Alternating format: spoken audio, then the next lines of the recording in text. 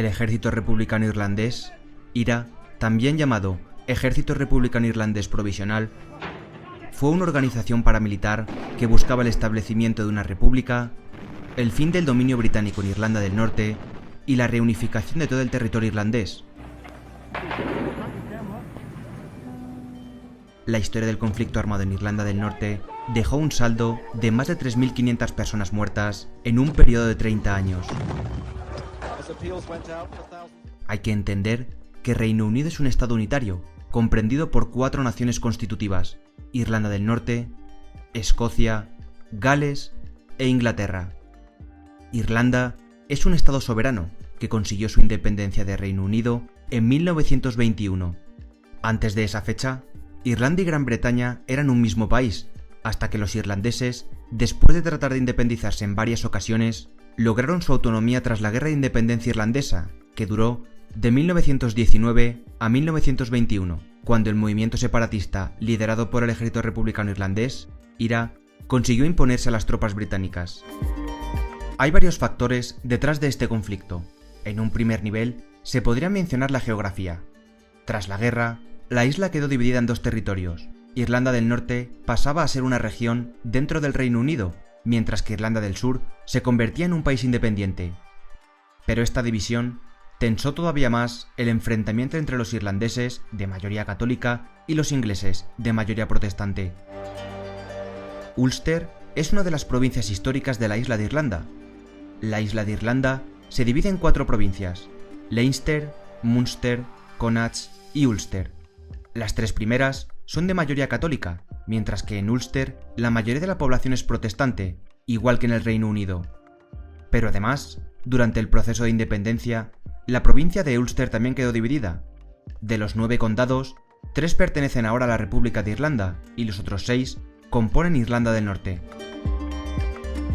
Cuando Irlanda del Norte pasó a formar parte del Reino Unido, la rivalidad entre católicos y protestantes creció, y este es precisamente el segundo nivel, el ideológico y religioso.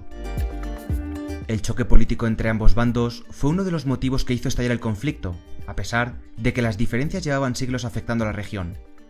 Por un lado, estaba la comunidad nacionalista irlandesa o republicana, que por lo general, aunque no siempre, se identificaba con la religión católica y con un sentimiento nacionalista irlandés. Además, eran partidarios de la unión de toda Irlanda en un solo estado. Por el otro lado, estaba la comunidad unionista o lealista, mayoritariamente protestante, que se identificaba como británica y que apostaban por una Irlanda del Norte unida a Inglaterra, Escocia y Gales dentro del Reino Unido. El nombre con el que comúnmente se conoce el periodo donde la violencia se desató en Irlanda del Norte es Troubles, comprendido entre 1968 y 1998. Hay poco consenso en la fecha exacta del inicio del conflicto. En 1972, el Tribunal de Investigación del Gobierno de Irlanda del Norte presentó ante el Parlamento norirlandés un informe sobre la violencia y disturbios civiles en el país en 1969, en el que se señalaba la batalla de Bogside, del 12 de agosto de ese año, como el posible detonante de los Troubles. Pese a que este fue el primer gran enfrentamiento entre los irlandeses unionistas y los republicanos, hay 2 fechas anteriores a tener en cuenta. Una es la formación, en 1966, de la Fuerza Voluntaria del Ulster, el grupo paramilitar partidario de la permanencia de Irlanda del Norte bajo el mandato de la corona británica. La otra es la Marcha por los Derechos Civiles en Derry, el 5 de octubre de 1968. En ella, manifestantes que protestaban contra la discriminación sufrida por la población nacionalista y principalmente católica de Irlanda del Norte fueron atacados por la autoridad local, controlada por unionistas protestantes. Además, en la década de los 60, una nueva generación de jóvenes nacionalistas católicos en Irlanda del Norte comenzó a considerar el movimiento por los derechos civiles en Estados Unidos como modelo para poner fin a lo que consideraban una descarada discriminación anticatólica en su país de origen. Como ya se ha mencionado, el choque entre unionistas, mayoritariamente protestantes, que deseaban que la provincia siguiera siendo parte del Reino Unido, y los nacionalistas, mayoritariamente católicos, que querían que Irlanda del Norte se convirtiera en parte de la República de Irlanda, forman parte de los protagonistas del conflicto. Los otros actores principales fueron el ejército británico, la Policía Real de Ulster, RUC, el Regimiento de Defensa de Ulster, UDR, Desde 1992, llamado Real Regimiento Irlandés, que tuvo el propósito de mantener la paz, y sobre todo, en el bando de los nacionalistas, hay que tener en cuenta al Ejército Republicano Irlandés, IRA, que adoptó la guerra de guerrillas para lograr la independencia nacional. Inicialmente, los nacionalistas dieron la bienvenida al ejército británico como protectores y como equilibrio para la RUC, de tendencia protestante. Sin embargo, con el tiempo los nacionalistas verían al ejército como otra versión del enemigo, especialmente después de sus esfuerzos agresivos para desarmar a los paramilitares republicanos. En el proceso, el ejército republicano irlandés, IRA, se convirtió en el defensor de la causa nacionalista. Desde mediados de la década de los 50, el IRA veía cómo sus esfuerzos por apoyar a los nacionalistas de Irlanda del Norte no estaba teniendo el impacto deseado, pero a medida que avanzaba la década de 1960, el IRA se preocupó menos por los asuntos del norte que por promover un programa político marxista. Como resultado, un grupo escindido, el Ejército Republicano Irlandés Provisional, IRA Provisional, que estaba dispuesto a utilizar la fuerza para lograr la unificación, surgió como el estandarte de los nacionalistas de Irlanda del Norte. El IRA oficial llevaría a cabo operaciones de apoyo a los republicanos en Irlanda del Norte, hasta emprender un alto el fuego en 1972, tras lo cual cedió la titularidad del IRA en el norte al IRA Provisional. Creyendo que su lucha era una continuación de la guerra de independencia irlandesa, el IRA Provisional adoptó la táctica de guerra de guerrillas. Por su lado, los unionistas también tomaron las armas, aumentando el número de organizaciones paramilitares leales, sobre todo la Fuerza de Voluntarios del Ulster y la Asociación de Defensa del Ulster. En un intento por resolver los agravios de los nacionalistas, se redibujaron los límites electorales de forma más justa, y además se hicieron esfuerzos para rectificar la discriminación en la vivienda y el empleo público. Al mismo tiempo, el gobierno de Irlanda del Norte respondió a los crecientes disturbios introduciendo medidas de seguridad cada vez más estrictas, incluido el internamiento, es decir, detenciones sin juicio previo, en donde la inmensa mayoría de los detenidos eran nacionalistas. A medida que avanzaba la década de 1970, los disturbios se hicieron más comunes en Belfast y Derry, aumentaron los atentados con bombas en lugares públicos, tanto por parte de los unionistas como por parte de los republicanos, y ambas partes del conflicto perpetraron atrocidades violentas y mortales. Las alambradas colocados por soldados británicos para separar a las comunidades sectarias se convirtieron en muros de paz de ladrillo y acero, algunos de los cuales alcanzaban los 14 metros de altura, segregando los enclaves unionistas y republicanos. El más famoso era el de la comunidad católica de Falls Road y la comunidad protestante de Shankill en Belfast. El 30 de enero de 1972, el conflicto alcanzó un nuevo nivel de intensidad cuando el ejército británico disparó contra manifestantes católicos por los derechos civiles en Londonderry, matando a 13 personas e hiriendo a otras tantas. El incidente, que se conoció como el Domingo Sangriento, contribuyó a un aumento del reclutamiento del IRA provisional. En total, más de 480 personas murieron como resultado del conflicto en Irlanda del Norte en 1972, que resultó ser el año más mortífero de la época Troubles. Dentro del total, había más de 100 víctimas mortales del ejército británico, ya que el IRA intensificó su ataque en contra de los militares. El 21 de julio, también conocido como Viernes Sangriento, 9 personas murieron y decenas resultaron heridas cuando el IRA provisional detonó unas 2 docenas de bombas en Belfast. Antes, en marzo, frustrado por la incapacidad del gobierno norirlandés para calmar la situación, el gobierno británico suspendió el Parlamento de Irlanda del Norte y asumió el control desde Londres.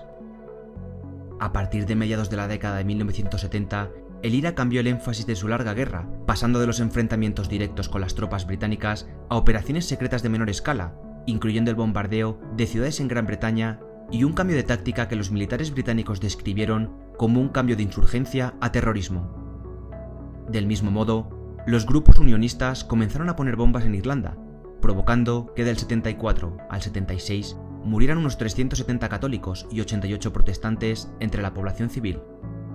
El acuerdo de Sunningdale, llamado así por la ciudad inglesa en la que se negoció en 1973, ofreció un rayo de esperanza. Este acuerdo condujo a la creación de una nueva Asamblea de Irlanda del Norte, con representación proporcional para todos los partidos y al establecimiento de un Consejo de Irlanda, que debía proporcionar un papel a Irlanda en los asuntos de Irlanda del Norte. Frustrados por la disminución de su poder político y furiosos por la participación de Irlanda, los unionistas echaron por tierra el plan de reparto del poder con una huelga general que paralizó la provincia en mayo de 1974 y acabó forzando la vuelta al gobierno directo, que se mantuvo durante unos 25 años. Durante el resto de la década, el cese del fuego se prolongó y se interrumpió, y continuaron los atentados y muertes, como el asesinato, en agosto de 1979, de Lord Mountbatten, pariente de la reina Isabel II. En 1976, la apertura de la prisión Mace, especialmente diseñada, supuso un cambio en el tratamiento de los reclusos del IRA, que pasaron de ser prisioneros de guerra a ser delincuentes comunes. Para recuperar su estatus de categoría especial, los presos contraatacaron, primero con la protesta de la manta, en la que se negaron a ponerse los uniformes de la prisión y solo llevaban mantas, y luego, en 1978, con la protesta sucia, en la que los presos mancharon las paredes de sus celdas con excrementos. El gobierno de la recién elegida primera ministra Margaret Thatcher se negó a ceder, incluso ante las huelgas de hambre de inicios de los 80, que provocaron la muerte de 10 presos, entre ellos Bobby Sands, que había ganado un escaño en el Parlamento británico mientras estaba encarcelado. La elección de Sands ayudó a convencer al Sinn Féin, que entonces operaba como brazo político del IRA, de que la lucha por la unificación debía llevarse a cabo también en las urnas, además de con las armas. En junio del 83, el líder del Sinn Féin, Gerry Adams, obtuvo un escaño en el Parlamento en representación de Belfast Occidental, aunque se negó a ocuparlo para evitar prestar el juramento obligatorio de lealtad a la reina británica. En octubre de 1984, un atentado del IRA contra la conferencia del Partido Conservador en Brighton se cobró 5 vidas y amenazó a la de Margaret Thatcher.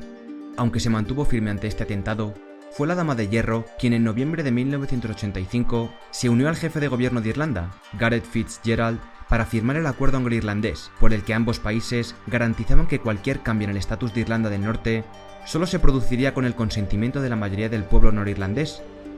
El acuerdo también estableció la Conferencia Intergubernamental, que dio a Irlanda por primera vez un papel consultivo en los asuntos políticos y de seguridad de Irlanda del Norte.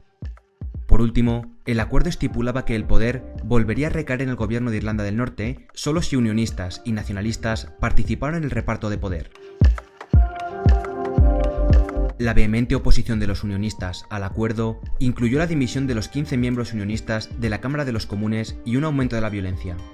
Mientras tanto, los atentados del IRA en Londres ocuparon los titulares y el alcance de las fuerzas de seguridad británicas se extendió hasta el asesinato de 3 miembros del IRA en Gibraltar. Sin embargo, entre bambalinas, las negociaciones estaban en marcha. En 1993, el primer ministro británico, John Major, y el jefe de gobierno irlandés, Albert Reynolds, emitieron la llamada Declaración de Downing Street, que establecía un marco para las conversaciones de paz entre todos los partidos. El alto al fuego declarado por el IRA en 1994 y al que se sumaron los principales grupos paramilitares unionistas se vino abajo en 1996, porque el Sinn Féin, que había sustituido al Partido Socialdemócrata y Laborista como principal partido nacionalista, fue excluido de las conversaciones de paz debido a la continua campaña de bombardeos del IRA. Sin embargo, los unionistas estaban en la mesa, dispuestos a considerar una solución que incluyera la participación de la República de Irlanda. Después de que el IRA reanudara su alto al fuego en 1997, el Sinn Féin fue acogido de nuevo en las conversaciones, que ahora incluían a los gobiernos británico e irlandés. Estas conversaciones condujeron al Acuerdo del Viernes Santo o Acuerdo de Belfast, alcanzado el 10 de abril de 1998. Este acuerdo histórico preveía la creación de una Asamblea de Irlanda del Norte con reparto de poderes, establecía un acuerdo institucional para la cooperación fronteriza entre los gobiernos de Irlanda del Norte e Irlanda y sentaba las bases para una consulta continua entre los gobiernos británico e irlandés.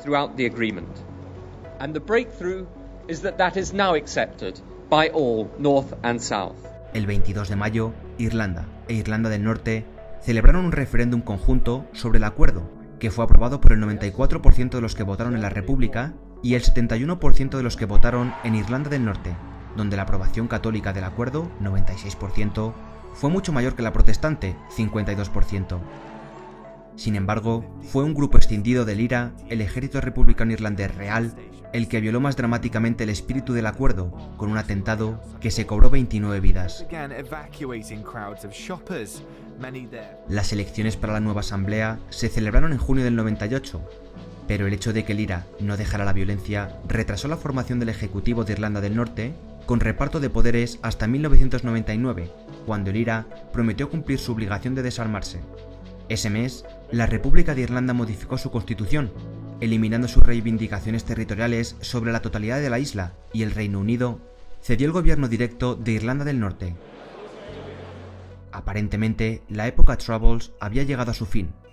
Aunque el antagonismo sectario persistía, el proceso de desmantelamiento era lento por ambas partes y el despliegue de las nuevas instituciones era irregular, dando lugar a suspensiones de la devolución y a la reimposición del gobierno directo. Sin embargo, en julio de 2005, el IRA anunció que había ordenado a todas sus unidades que abandonaran las armas, que en lo sucesivo solo perseguiría sus objetivos por medios pacíficos y que colaboraría con los inspectores internacionales para poner sus armas fuera de uso de forma verificable. En marzo de 2007, Gerry Adams e Ian Paisley, líderes del Sinn Féin y del DUP respectivamente, los dos partidos que habían obtenido más escaños en las elecciones a la asamblea de ese mes, llegaron a un acuerdo para formar un gobierno de reparto del poder. El 8 de mayo se anuló el régimen directo y Paisley tomó posesión como primer ministro, y Martin McGuinness, del Sinn Féin y antiguo comandante del IRA, se convirtió en viceprimer ministro. En la actualidad, el Sinn Féin es uno de los dos partidos más grandes de la Asamblea de Irlanda del Norte.